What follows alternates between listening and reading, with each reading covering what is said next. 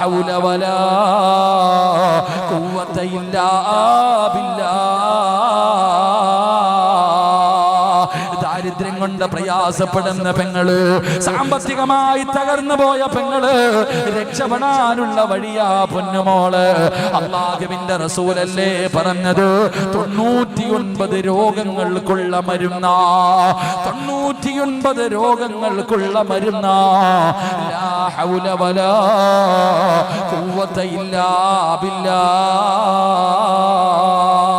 ഒറ്റ ദിവസം കൊണ്ട് കോടീശ്വരനായി, ഒറ്റ ദിവസം കൊണ്ട് കോടീശ്വരനായ സഹാബിയുടെ ചരിത്രമാ.